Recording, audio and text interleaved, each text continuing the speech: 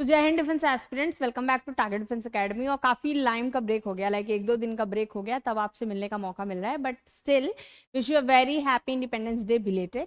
ठीक है, बट कोई बात नहीं, आज़ादी तो हमें मिल ही चुकी है। अब उसके साथ थोड़ा इससे भी आज़ाद हो जाओ। 15 दिन बचे हैं और 15 दिन में सबसे इंपॉर्टेंट चीज़ एनडीए एस्पिरेंट्स के लिए as well as CDS aspirants के लिए ये होती है। तो देखिए, फॉर एग्जाम्पल अगर मैं अपना एग्जाम्पल लूँ, जो भी मैंने number of time CDS qualify किया, उसकी सबसे बड़ी पॉइंट पता है क्या थी? मैं कभी भी जीएस में बहुत ज्यादा नहीं पढ़ती थी, टू बी वेरी फ्रैंक। जैसे एनडीए में क्या होता है, आपके टोटल जीएटी 150 मार्क्स का, लाइक 150 क्वेश्चंस का काउंट करता है। हमारे पर्टिकुलर सेक्शन में 120 क्वेश्चंस आते थे जीएस के। ठीक है, इंग्लिश का पेपर अलग होता था 120 क्वेश्चंस का, जीएस का अलग होता था, और अभी भी होता है। तो हम क्या करते थे, इंग्लिश पे फोकस ज्यादा करते थे, क्योंकि वो स्कोरिंग पार्ट होता था 120 में, और जीएस जो सेक्शन होता था उसमें पासिंग से 20 नंबर का मार्जिन लेके चलते थे, कि पासिंग मार्क्स से, यानी 20 पासिंग होता है, उससे थोड़ा 20 नंबर ज्यादा लाने हैं। ठीक, तो उसके लिए जो मेरा पर्टिकुलर फंडामेंटल रहता था वो ये रहता था कि मुझे अपना साइंस और पॉलिटी का सेक्शन नहीं छोड़ना है। तो मैं मैक्सिमम क्वेश्चन साइंस के प्रिपेयर करती थी, because I have been teaching science in tuitions as well as in school.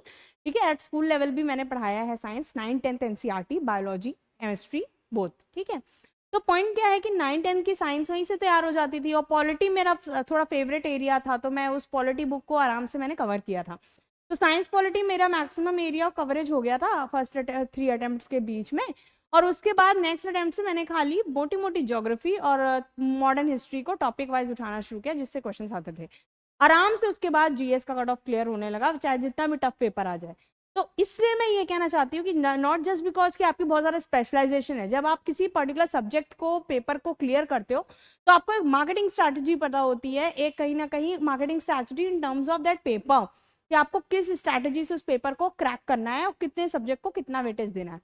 आज मेरा जो पॉइंट इंपॉर्टेंट है, देखिए इतना लाइफ में याद रखना, कोई भी गवर्नमेंट जब पेपर लेती है तो अपनी बुक्स को रिफर करती है। सेंट्रल गवर्नमेंट कोई भी पेपर लेगी, यूपीएससी कोई भी पेपर लेगी, तो वो सेंट्रल गवर्नमेंट की बुक से ही उठाती है।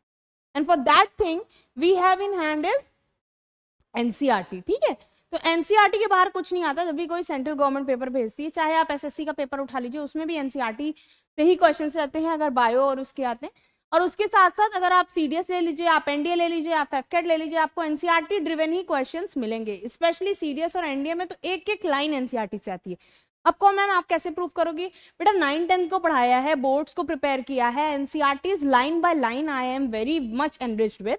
तो उसके साथ जो मेरी बेसिक अंडरस्टैंडिंग है, उससे मैं आपको बता देती हूँ कि आपको कैसे पढ़ना है। पहली बात तो इतना याद कर लो कि अगर साइंस में स्कोर करना है तो एनसीईआरटी के अलावा कोई किताब छूनी नहीं है। माइंड माय वर्ड, छूनी नहीं है कोई किताब आपको एनसीईआरटी के अलावा। ठीक है, अब दूसरी बात आती है, मैम कवर कैसे करें? इतना वास्ट सिलेबस है, आपने तो चलिए पढ़ाया है, तो आप कह लोगे कि हाँ मैं पढ़ा लूंगी, बट दूसरे लोग क्या करें? तो दूसरे लोगों को ज्यादा नहीं करना है, टॉपिक वाइज चलो। जैसे 10th में कितने चैप्टर हैं, 9th में कितने चैप्टर हैं, एक बार ऊपर से स्टडी किया, क्वेश्चन देखे किस टॉपिक से कितने आ रहे हैं, उस हिसाब से उस क्वेश्चन को पर्टिकुलर जो चैप्टर है उसको वेटेज दिया, उस पर्टिकुलर चैप्टर के उस सेक्शन से जिससे क्वेश्चन आ रहा है उसको मल्टीपल टाइम रीडिंग लगा ली, that's it. Nothing is more important, not something is less. अब आते हैं हम अपने नेक्स्ट क्वेश्चन पे। जैसे बेसिक एक एग्जांपल लेके मैं आपको आज समझाऊंगी। सिर्फ मॉक क्वेश्चन पेपर आपके कल होंगे, बट आज आप ये सीखो कि आपको पढ़ना कैसे है। ठीक है, just see the first question. The first question in front of you is saying, it is saying undefined nuclear region of prokaryotes is also known as। पहली बात तो मैं मैथ्स के स्टूडेंट है तो साइंस ऐसे ही खराब है। लेकिन अगर मैथ्स के स्टूडेंट हो, साइंस खराब है, तो क्या 4 8 जा कितना होता है? 32 मार्क्स क्या पानी में डाल दोगे? बिल्कुल नहीं पढ़ोगे। इसके लिए पढ़ना तो पड़ेगा, क्योंकि अच्छा स्कोर करना है, और ज्यादा तो पढ़ना नहीं है। मैंने आपसे पहले ही बोला 9th and 10th NCERT plus NCERT exemplar के क्वेश्चंस अगर आपने पढ़ लिए, चाहे फिजिक्स हो, चाहे केमिस्ट्री हो, चाहे बायो हो, आई कैन अश्योर यू 50 में से 40 क्वेश्चन सही करके आओगे, ये गारंटी ले सकती हूँ मैं इस चीज की। और पेपर देने के बाद खुद आके कमेंट सेक्शन में बताना। चलो अब क्वेश्चन पे आ जाते हैं। क्वेश्चन हमसे क्या कह रहा है? क्वेश्चन सिंपली हमसे कह रहा है the undefined nuclear region of the prokaryotes is known as. पहले पढ़ो कि प्रोकैरियोट्स क्या होते हैं। अगर हम बात करें प्रोकैरियोट्स की और यूकैरियोट्स की, तो being an bio student I can tell you easily this thing कि जो फंडामेंटल होता है वो आप प्रो से पकड़ते हो। प्रो मतलब होता है सूडो, सूडो मतलब फॉल्स। ठीक है, और यू मतलब क्या होता है, ट्रू। कैरियन यानी कैरियोट्स कैरियन से बना है, तो उसका मतलब होता है न्यूक्लियस, और इसका मतलब भी होता है न्यूक्लियस। ठीक है, तो अगर ट्रू न्यूक्लियस है तो वो यूकैरियोट्स है, अगर फॉल्स न्यूक्लियस है तो वो प्रोकैरियोट्स है। जब न्यूक्लियस ही ट्रू है तो ट्रू न्यूक्लियस का मतलब है उसमें हर एक चीज होगी, यानी न्यूक्लियर मेम्ब्रेन भी होगा, न्यूक्लियस भी होगा। ठीक है, अब इसको देखो बेसिक समझाती हूँ पेन के बिना यूज किए हुए, सो दैट आपको आसानी से समझ में आए। बेसिक इतना समझ में आ गया, अब इसको क्लीन करते हैं, समझने की कोशिश करना। यहाँ पे पूछा गया है कि न्यूक्लियर रीजन में अनडिफाइंड, अनडिफाइंड मतलब सही से डेवलप नहीं है, किसमें, प्रोकैरियोट्स की बात हो रही है, तो क्या नहीं होगा, न्यूक्लियस नहीं होगा। न्यूक्लियस अच्छे से डेवलप्ड होता है किसमें, प्रोकैरियोट्स में। ठीक है, जो अनडिफाइंड रीजन है, अब इसमें क्या कह रहे हैं, न्यूक्लियोलस, इसका भी कोई मतलब नहीं, इसका भी न्यूक्लिक एसिड, कोई मतलब नहीं, आंसर विल बी न्यूक्लियोइड। अब कौन मैं आपने कैसे बता दिया, देखो जैसे मान लो ये सेल है, ठीक है, ये सेल है, ये पर्टिकुलर उसमें क्या है, हमने इसमें बोला कि ये हमारा क्या है, न्यूक्लियस है, क्या है ये, न्यूक्लियस है। अब मैं इसी चीज को बताऊं कि अगर ये सेल था और इसमें ये न्यूक्लियस था, तो अगर ये एक प्रोकैरियोटिक सेल है, अगर ये एक प्रोकैरियोटिक सेल है, तो इसका जो न्यूक्लियस होगा, उसकी जो मेम्ब्रेन होगी, ये वाली जो मेम्ब्रेन होगी, वो पुअरली डिफाइंड होगी, पुअरली डिफाइंड होगी, यानी कि उसका रीजन कैसा होगा, अनडिफाइंड होगा न्यूक्लियर रीजन। जब अनडिफाइंड है तो इस पूरे पार्ट को, जब यहाँ पे न्यूक्लियस ऐसे फैला पड़ा होगा जिसके पास कोई भी आउटर लेयर नहीं है, मतलब कुछ इस तरह का स्ट्रक्चर हुआ होगा बिना मेम्ब्रेन के, तो इसे हम क्या बोलेंगे, न्यूक्लियोइड। बेसिक समझ में आ गया। अब इसको देखो थोड़ा सा लिटरल टर्म में देखते हैं, एनसीईआरटी लैंग्वेज क्या कहती है। ये तो मैंने आपको समझाया क्योंकि मैंने एनसीईआरटी पढ़ा रखी है फॉर 4 to 5 years। ठीक है, and I can prove you on evident basis कि कैसे पढ़ाई है, और बच्चों के अच्छे खासे मार्क्स भी आए हैं साइंस में, they have been scoring to 90 to 95 and 97 marks. ठीक है, अब देखते हैं नेक्स्ट क्या दिया है। अब देखिए आपको एनसीईआरटी पढ़नी कैसे, आपके सामने कोई टॉपिक आया, मैम क्या बैठ के पूरा टॉपिक पढ़े, ऑब्वियसली नॉट, आपको पूरा थोड़ी ना पढ़ना है, आपको तो ये देखना है आपको एग्जाम में क्या पूछा जाता है, और जितना मेरा ऑब्जर्वेशन है, जितना आपसे एग्जाम में पूछा जाएगा वो क्या होगा। देखिए न्यूक्लियस दिया हुआ heading, this is class 9th, ठीक है, chapter cell, fundamental unit of life. ठीक, अब इसमें से आपने क्या पढ़ा, इसमें कुछ नहीं दिया है, ये पढ़ना ही नहीं है, इसमें सिर्फ ये बोला गया है कि सैफ्रेनिन से भी हम जैसे किसी अनियन के पील को छीलेंगे और उसको टेस्ट, किसके बीच में, कहीं ना कहीं आप माइक्रोस्कोप में स्टडी करेंगे तो सैफ्रेनिन के सोल्यूशन में उसको डिप करके सेल की जो पील है, छिलका है, उसको निकालेंगे। तो अगर सैफ्रेनिन के सोल्यूशन यूज कर सकते हैं, मिथाइलिन सोल्यूशन यूज कर सकते हैं, या फिर हम क्या यूज कर सकते हैं, हमारे पास एक और सोल्यूशन है जिसको हमने सिंपली क्या बोला है, आयोडीन सोल्यूशन। तो आयोडीन सोल्यूशन की बात हुई, मिथाइलिन ब्लू सोल्यूशन की बात हुई, और सैफ्रेनिन सोल्यूशन की बात हुई। 3 सोल्यूशंस की बात करके हमसे ये बात बोली गई कि ये यूज किया जा सकता है उसको टेस्ट करने के लिए। ठीक, तो जब उसको उसमें भिगोएंगे वो कलर ले लेगी, और कलर ले लेगी तो जब हम माइक्रोस्कोप में स्टडी करेंगे तो हमें उसका स्ट्रक्चर प्रॉपर्ली ऑब्जर्व होगा। तो इसमें क्या लिखा, we have observe cells from an onion. अब क्या ऑब्जर्व किया, ये इंपॉर्टेंट है, तो इसमें आपका कुछ भी इंपॉर्टेंट नहीं था, कुछ भी इंपॉर्टेंट नहीं था, आपको खाली ये चीज देखनी थी, ये देखना था, ये देखना था, बात खत्म। मेन क्या देखना था वो देखो, कैसे रीड करनी है एनसीईआरटी, बहुत जल्दी जल्दी पढ़नी है, एक बार रीड करोगे मल्टीपल अटेम्प्ट्स के लिए 0, यानी रीडिंग स्पीड और ज्यादा कम हो जाएगी और एक्यूरेसी और ज्यादा बढ़ती जाएगी। ठीक है, अब देखो बहुत ध्यान से देखो, इसको कैसे शॉर्ट नोट्स बनाने हैं, इसीलिए मैंने टॉपिक वाइज है, छोटा सा टॉपिक है। Nuclear has a double layer membrane, यानी सिंपली आपसे क्या कह रहा है, न्यूक्लियर के पास कैसी है, डबल लेयर कवरिंग है। एग्जैक्ट लाइन से क्वेश्चन आता है, न्यूक्लियस के पास क्या है, डबल लेयर कवरिंग है। उसके बाद उस डबल लेयर कवरिंग को क्या बोला गया, न्यूक्लियर मेम्ब्रेन बोला गया। ठीक, उसके बाद क्या कह रहे हैं, उसके पास पोर्स हैं, दूसरी पॉइंट इंपॉर्टेंट आ गया, पोर्स हैं। उसके बाद वो पोर्स कर क्या रहे हैं, वो ट्रांसफर कर रहे हैं मटेरियल को इनसाइड से बाहर की तरफ। अब न्यूक्लियस के बाहर क्या है, न्यूक्लियस के बाहर सेल का पूरा साइटोप्लाज्म पड़ा हुआ है। ठीक है, अब इसके बाद आते हैं न्यूक्लियस के पास है क्या क्या, क्रोमोसोम्स है। क्रोमोसोम्स क्या करते हैं, रॉड शेप्ड स्ट्रक्चर्स हैं जो दिखते हैं कब, जब सेल डिवाइड करने वाला होता है, यानी तभी दिखेंगे जब सेल डिवाइड करने वाला हो। फिर क्या बोला है, क्रोमोसोम के पास काम क्या है कि वो इंफॉर्मेशन कंटेन करेंगे ताकि इनहेरिटेंस ऑफ कैरेक्टर देखी जा सके कि पेरेंट्स से बच्चे में क्या गया। तो क्रोमोसोम क्या करते हैं, इंफॉर्मेशन कैरी करते हैं जो ये बताएगी कि कौन से कैरेक्टर इनहेरिट हुए हैं पेरेंट्स से ऑफस्प्रिंग में। उसके बाद क्या बोला गया, इन द फॉर्म ऑफ कैसे जाएगा, डीएनए। ठीक है, फिर क्या बोल रहे हैं, इसके पास क्या है, क्रोमोसोम के पास डीएनए और प्रोटीन है। आपसे यही क्वेश्चन पूछा जाता है कि क्रोमोसोम किसके बने हैं, क्रोमोसोम किसके बने हैं, डीएनए और प्रोटीन के, ठीक है। फिर क्या बोला गया, डीएनए के पास क्या है, वही इंफॉर्मेशन जो बहुत जरूरी है कंस्ट्रक्ट करने के लिए और किसी सेल को ऑर्गेनाइज करने के लिए। एक एक टर्मिनोलॉजी, एक एक टर्म, एक एक लाइन, एक एक वर्ड आपके लिए इंपॉर्टेंट है, क्योंकि ऑप्शंस डायरेक्ट यहीं से बनते हैं। मेरा पर्टिकुलर एक्सपीरियंस रहा है पढ़ने का भी पढ़ाने का भी, किसी भी एससी ओरिएंटेड, एनसीईआरटी ओरिएंटेड जितने क्वेश्चंस बनते हैं वो ऐसे ही बनते हैं, ठीक। In a cell which is not dividing, यानी एक कंडीशन आ गई आपके पास कि अगर वो सेल डिवाइड नहीं कर रहा है तो उसका डीएनए कैसे प्रेजेंट होता है, क्रोमैटिन मटेरियल के फॉर्म में। कब, जब सेल डिवाइड ही नहीं कर रहा है तो उसका क्रोमैटिन मटेरियल के फॉर्म में होगा। अब वो कैसे दिखते हैं, इंटेंगल्ड मास की तरह दिखते हैं, थ्रेड लाइक स्ट्रक्चर होता है। और जब भी सेल डिवाइड करने वाला होता है ये कैसे बन जाते हैं, क्रोमोसोम में। अगर इसका मैं छोटा सा डायग्राम बनाऊं और मैं कहूंगी भैया मैम आप डायग्राम से समझाइए, तो मैं सिंपली क्या बोलूंगी, बेटा ये तुम्हारा सेल है, सेल के पास ये न्यूक्लियस है, ठीक। न्यूक्लियस के पास क्या है, एक डबल लेयर है, और इस डबल लेयर को आपने क्या बोला, न्यूक्लियर मेम्ब्रेन बोल दिया, ठीक। अब मेम्ब्रेन के बाद क्या बोला, कि मैंने क्या बोला, इसमें क्या है, छोटे छोटे छोटे छोटे छोटे छोटे छोटे छोटे पोर्स हैं, पोर्स हैं, काम खत्म हो गया। उसके बाद क्या बोला, इसका फंक्शन क्या है, इसका फंक्शन ये है, क्या बताया उसमें, कि मटेरियल को अंदर से बाहर, यानी कि यहाँ पे कोई मटेरियल होगा तो इसको बाहर ले लाएगा, यानी ये क्या है हमारा साइटोप्लाज्म है। एक छोटा डायग्राम उसी पर्टिकुलर एनसीईआरटी पेज के सामने बना लो, तुम्हें आधी चीजें याद ही नहीं करनी पड़ेंगी बार बार, कि न्यूक्लियस से निकल के मटेरियल बाहर आता है और अंदर जाता है, और जब बाहर आता है तो वो किस में आ जाता है, ये पूरा ये क्या है, साइटोप्लाज्म में आ जाता है। फिर क्या बोला गया, वही बात बोली गई कि इसके अंदर भी एक बात बताई गई कि इसके अंदर क्या है, एक पर्टिकुलर रॉड शेप्ड चीज है। ये रॉड शेप्ड चीज का इन्होंने क्या नाम दिया, क्रोमोसोम नाम दिया। और एक और चीज बताई, क्या बताई, ये कब होता है, जब सेल क्या करने वाला हो, डिवाइड करने वाला हो, तब ये होता है, यानी क्रोमोसोम। अगर वो सेल डिवाइड ही नहीं कर रहा है तो वो किस फॉर्म में होगा, वो क्रोमैटिन फॉर्म में पड़ा होगा। समझ में आई बात।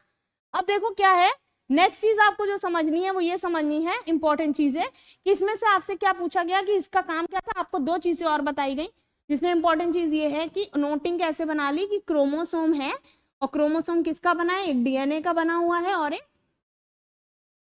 प्रोटीन का बना हुआ है, यानी दो चीजों से मिलकर बना हुआ है। तो यानी पूछा जाएगा क्रोमोसोम किसका बना है, तो डीएनए प्रोटीन का बना है, जनरल याद हो गया। अब उसके बाद इसका काम क्या है, ये जो है इंफॉर्मेशन कैरी कर रहा है, किससे कैरी कर रहा है, पेरेंट से ऑफस्प्रिंग को। समझ में आई बात। इसी तरह से आपको टॉपिक पढ़ना है। अब देखिए हमारे पास नेक्स्ट क्या कह रहा है, समझ में आ गई बात, सिंपल थी। उसी हिसाब से क्रोमैटिन कब कैसे इंपेयर होगा, इंटेंगल्ड मास। इंटेंगल्ड मास मतलब यूं इस तरह का रहेगा, कब, जब सेल डिवाइड नहीं करेगा। तो ये क्या है, जब सेल डिवाइड नहीं कर रहा है तो ये पर्टिकुलरली क्रोमैटिन है। और वही सेल जब डिवाइड कर जाएगा, यही सेल अगर डिवाइड कर जाएगा तो ये क्या हो गया, क्रोमोसोम हो गया। बात समझ में आ रही है। एनसीईआरटी बहुत शॉर्ट वे है, बस 2 मिनट लगता है पढ़ने में, थोड़ा ध्यान से इसको समझोगे तो आ जाएगा, ठीक है। अब आगे देखो क्या पॉइंट दिया हुआ था, बहुत ज्यादा डिटेल में ऐसे पढ़ोगे तो कभी नहीं आएगा, उसको थोड़ा डायग्रामेटिकली दिमाग में बिठाओ। अब क्या इसमें कह रहा था, इसमें तो उसने कुछ बोला ही नहीं। इसने बोला कि न्यूक्लियस क्या कर रहा है, एक एक लाइन पकड़ो, सेंट्रल रोल प्ले कर रहा है। क्या सेंट्रल रोल है, सेलुलर रिप्रोडक्शन में। तो किसमें रोल प्ले कर रहा है, सेंट्रल सेलुलर रिप्रोडक्शन में। उसके बाद क्या कह रहा है, काम क्या है इसका, मतलब इससे क्या करता है, ये सिंगल सेल को डिवाइड करता है ताकि वो दो नए सेल बना सके। यानी कि अगर एक सिंगल सेल है तो वो डिवाइड होके दो न्यू सेल्स में बन जाएगा, ठीक। आगे क्या कह रहा है, क्रूशियल पार्ट प्ले कर रहा है, यानी ये दूसरा फंक्शन है, क्रूशियल पार्ट प्ले कर रहा है इन्वायरमेंट के साथ। क्यों, क्योंकि वो डिटरमाइन कर रहा है कि सेल कैसे डेवलप करेगा और किस वे में वो मैच्योरिटी लाएगा। तो ये उसका दूसरा पॉइंट हो गया, यानी दूसरा फंक्शन हो गया। अब इसको क्लीन करें, यहां से आपके लिए क्वेश्चन इंपॉर्टेंट है। क्या कह रहा है, बैक्टीरिया, बैक्टीरिया में क्या होता है, बैक्टीरिया यानी बैक्टीरिया किस में आएगा, प्रोकैरियोट्स में अगर आया तो बैक्टीरिया में क्या होगा, न्यूक्लियर रीजन जो सेल का होता है कैसा होता है, देखिए यहाँ पे पुअरली डिफाइंड होता है। वही चीज कि न्यूक्लियर रीजन कैसा है, अनडिफाइंड है, पुअरली डिफाइंड है। क्यों, क्योंकि उसके पास न्यूक्लियर मेम्ब्रेन नहीं होता। इसी जगह अगर मैं इसको बना के दिखाऊं तो मैं कहूं अगर ये बैक्टीरिया है तो इसका न्यूक्लियर रीजन कैसा है, उसके पास आउटर लेयर तो है नहीं, तो ये कैसा है, पुअरली डिफाइंड है। पुअरली डिफाइंड होने का मतलब क्या है कि उसके पास क्या नहीं है, अभी आपने पढ़ा ना, उसके पास क्या है, एब्सेंस, यहां दिख ही नहीं रही है, of nuclear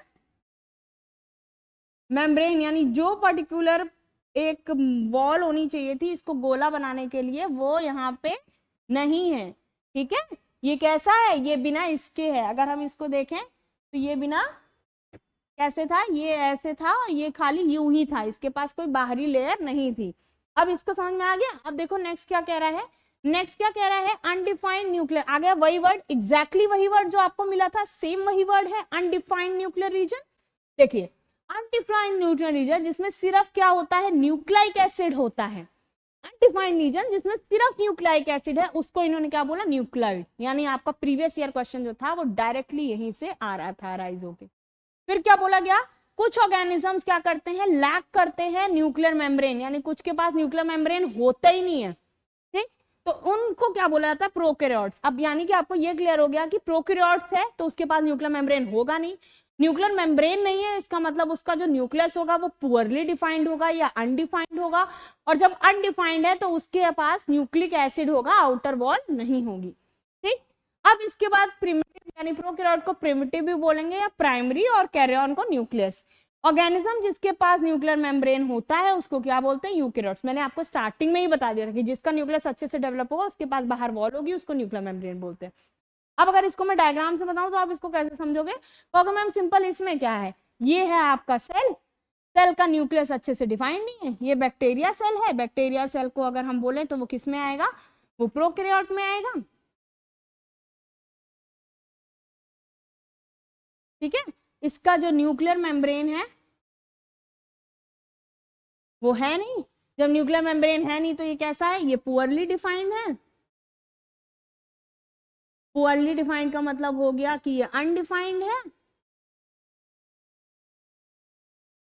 undefined poorly defined का मतलब क्या हो गया कि इसको क्या बोलेंगे, न्यूक्ली, क्या बोलेंगे इसको, अभी हमने पढ़ा था न्यूक्लियोइड, स्पेलिंग में थोड़ा डाउट हो रहा था इसलिए मैं देख रही थी। ठीक है, न्यूक्लियोइड, यही चीज यहाँ पे दी हुई है। बात समझ में आई। अब देखो नेक्स्ट क्या कह रहा है, नेक्स्ट सिंपली आपसे कह रहा है कि यहाँ पे ट्रू क्या होता है, ट्रू न्यूक्लियर मेम्ब्रेन है। तो अगर किसी चीज के पास ट्रू न्यूक्लियर मेम्ब्रेन है तो मैंने आपको ऐसे ही बताया, यूकैरियोट्स, यूकैरियोट्स में कौन आता है, हम आते हैं यूकैरियोट्स में। ठीक, चले अब नेक्स्ट पॉइंट देखते हैं। नेक्स्ट क्वेश्चन छोटा सा और दिया हुआ है, प्रोकैरियोट्स यूकैरियोट्स से एक क्वेश्चन 100% आता है, 100%। ठीक है, और सेल चैप्टर तो उनका फेवरेट है आपके लिए।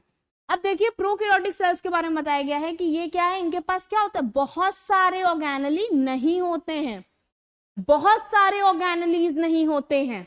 यानी बहुत सी चीजें जो यूकैरियोट यानी हमारे अंदर, यानी जिसके पास ट्रू न्यूक्लियस है उसके पास होंगी, वो इनके पास नहीं होंगी। क्या नहीं होंगी, यानी कि यूकैरियोट्स में बहुत सी चीजें प्रेजेंट होंगी जो कि प्रोकैरियोट्स में आपको नहीं देखने को मिलेगी। अब क्या कह रहा है, कई सारे जो फंक्शन है इस ऑर्गेनेली के वो कैसे होते हैं, poorly organise parts of the cytoplasm से परफॉर्म होते हैं। सीधी सी बात है, ऑर्गेनेली नहीं है तो कोई तो परफॉर्म करेगा ही। यानी यहाँ पे अच्छा कौन है, यूकैरियोट, और बुरा कौन है, हमारा प्रोकैरियोट। बात समझ में आई। उसके बाद क्या कह रहा है, अब देखो क्लोरोफिल जो होता है फोटोसिंथेटिक प्रोकैरियोट्स बैक्टीरिया में, वो मेम्ब्रेन वेसिकल से जुड़ा हुआ होता है। यानी हमने सिंपली क्या कहा कि मेम्ब्रेन वेसिकल, ठीक है, मेम्ब्रेन वेसिकल्स किस में होते हैं, प्रोकैरियोट में, कैसे, बैक्टीरिया में। बात समझ में आई। लेकिन इसमें एक चीज और बोली है, इसमें क्या बोला है कि मेम्ब्रेन वेसिकल्स तो मिलेंगे लेकिन but not with plastid as in eukaryotic cells. तो इसका मतलब क्या बोला है कि मेम्ब्रेन वेसिकल्स, जब फोटोसिंथेटिक प्रोकैरियोटिक बैक्टीरिया की बात करेंगे तो उसमें मेम्ब्रेन वेसिकल्स होंगे। ठीक है, लेकिन जब प्लास्टिड्स की बात करेंगे तो जो कि यूकैरियोटिक सेल्स में पाए जाते हैं उसमें मेम्ब्रेन वेसिकल्स नहीं होगा। बात समझ में आ गई। चलो अब नेक्स्ट टॉपिक देखते हैं, नेक्स्ट क्वेश्चन देखो। अच्छा, नेक्स्ट क्वेश्चन देखने से पहले एक बार हम लोग कहते हैं ना रियलिटी चेक देख लेते हैं कि मैम ने जो बताया वो सही है कि नहीं। अब इस क्वेश्चन को अगर मैं आपसे डील करने को लगूंगी तो आप क्या नहीं कर सकते। क्वेश्चन सिंपली क्या कह रहा था, undefined nuclear region of prokaryotes is also known as, अभी पढ़ा न्यूक्लियस है नहीं, आपने पढ़ा कि ये अगर अनडिफाइंड रीजन है तो ये हमारा क्या हो गया, न्यूक्लियर मेम्ब्रेन यहाँ पे नहीं है। जब न्यूक्लियर मेम्ब्रेन नहीं होता है तो इस स्ट्रक्चर को हम क्या बोलते हैं, अभी पीछे पढ़ाया था, न्यूक्लियोइड बोलते हैं। अब ये दिया हुआ है अनडिफाइंड न्यूक्लियर रीजन, प्रोकैरियोट्स की बात की गई थी, क्या कहलाता है, आपने अभी देखा, आंसर क्या था, सॉरी आंसर था न्यूक्लियोइड। बात समझ में आ गई, कोई टेंशन नहीं है। देखो एक बात याद रखना, अगर तुम्हें लग रहा है कि बायो बहुत ज्यादा है, केमिस्ट्री बहुत ज्यादा है, तो बस एक बात याद रखना, आप 12th में पेपर दे रहे हो या आप 12th के बाद दे रहे हो, आप 2 साल उन बच्चों से आगे हो जो 10th का एग्जाम या 9th का एग्जाम दे चुके हैं, 2 से 3 साल आप उनसे आगे हो। तो जब आप उनसे आगे, तो आपके एटलीस्ट इतनी स्पीड तो होनी चाहिए कि आपने 9th 10th में अगर एनसीईआरटी बुक्स पढ़ी हैं या नहीं भी पढ़ी हैं बिकॉज ऑफ आईसीएसई बोर्ड, ठीक है, तो आप इसको कम से कम पढ़ के इतनी तो उनसे ज्यादा स्टेमिना है कि 1 हफ्ते में निपटा सकते हो, वो भी जिस तरह से बता रही हूँ बस उस तरह से, इंपॉर्टेंट पार्ट को देखो, ठीक। अब इसमें आपने कवर कर लिया, शॉर्ट नोट्स बना लिए, ठीक है। शॉर्ट नोट्स नहीं बनाओगे नहीं आएगा, चाहे कोई भी टीचर कितना कह दे हम शॉर्ट नोट्स के फॉर्म में पढ़ा रहे हैं या अपने नोट्स दे दे, मैं चैलेंज कर रही हूँ, कोई भी अपने नोट्स कितने भी दे दे, आप उससे पेपर नहीं निकाल सकते। उसका रीजन क्या है, जब तक आप एनसीईआरटी रीड नहीं करोगे आपको लाइंस की समझ में नहीं आएंगी, और लाइन समझ में नहीं आएगी तो क्वेश्चंस को पकड़ना नहीं सीखोगे, ठीक है। चलो अब आगे देखते हैं, आगे क्या कह रहा है, आगे हमसे टॉपिक कह रहा है, एक दूसरा टॉपिक है छोटा सा, बहुत इंपॉर्टेंट टॉपिक है इसीलिए मैं आपके सामने ला रही हूँ।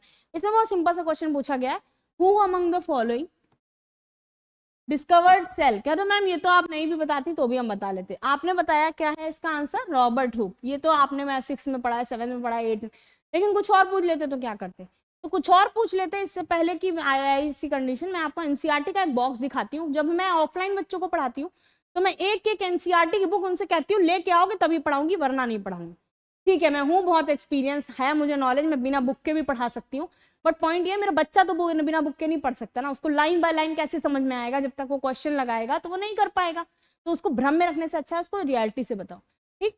तो अब देखो इसमें तुम्हें क्या क्या याद रखना है, इसमें तुम्हें सिंपली ये देखना है कि क्वेश्चन को करना कैसे। क्वेश्चन क्या बोल रहा है, आपको पहली लाइन में वही चीज मिली कि नहीं, सेल किसने डिस्कवर किया है, रॉबर्ट हुक ने डिस्कवर किया है, कब किया, 1665 में। पॉइंट नंबर 1, पहला पॉइंट यहाँ पे डाल लो, नेम आ गया। दूसरा पॉइंट क्या बोला गया है कि उन्होंने क्या किया था, एक माइक्रोस्कोप के नीचे सेल को देखा था कि वो है।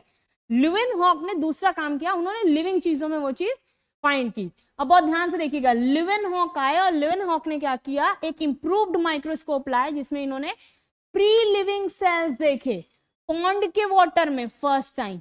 दूसरा पॉइंट आ गया इंपॉर्टेंट, दूसरा मार्क कर दो, ठीक। अब तीसरी चीज क्या इंपॉर्टेंट हो जाती है, ये इंपॉर्टेंट है कि सेल को क्या डिस्कवरी अगर की तो सेल में न्यूक्लियस किसने खोजा, न्यूक्लियस किसने खोजा, तो ऐसे याद रखो कि रॉबर्ट के ही दोस्त ने न्यूक्लियस खोजा था, तो ऐसे याद रखो कि न्यूक्लियस की डिस्कवरी किसने की थी, रॉबर्ट ब्राउन ने। पॉइंट नंबर 3, 3 क्वेश्चन बन गए। अब देखो क्या है, फिर कौन आता है, पुरकिंजे आते हैं, तो पूछा जाएगा प्रोटोप्लाज्म टर्म किसने दिया था। अब प्रोटोप्लाज्म टर्म किसने दिया था उसके लिए आपके पास फिर से नेक्स्ट लाइन में क्वेश्चन है, पुरकिंजे 1839 कॉइन्ड द टर्म प्रोटोप्लाज्म। और प्रोटोप्लाज्म क्या था, जो भी सेल में फ्लूइड पड़ा हुआ है उसको उन्होंने प्रोटोप्लाज्म का नाम दिया था, तो for the fluid substance of the cell, ठीक है। ये कितना पॉइंट हो गए, पॉइंट नंबर 4। अब पॉइंट नंबर 5 क्या कह रहा है, the cell theory that all plants and animals are composed of cells and that the cell is the basic unit of life। तो ये किसने बोला था कि cell basic unit of life है और सारी चीजें बॉडी में सेल की बनी हुई हैं। दो दोस्त थे बहुत अच्छे जिनका नाम क्या था, शिल्डन एंड श्वैन, ठीक है। तो शिल्डन एंड श्वैन ने ये बोला, तो कह दो दो दोस्तों ने बताया था कि cell fundamental unit of life है। अब उसके बाद क्या क्वेश्चन आता है कि सेल थ्योरी किसने दी, इतना सब कुछ हो गया, अब सेल थ्योरी को कोई बताएगा, तो सेल थ्योरी देने वाले कौन थे, सेल थ्योरी दी थी वर्चो ने। वर्चो ने बोला कि हाँ सेल थ्योरी नाम की चीज है जिसका मतलब है, इंपॉर्टेंट लाइन देखो, कोई भी नया सेल प्री एग्जिस्टिंग सेल से अराइज करता है, all new cells arise from pre existing cell.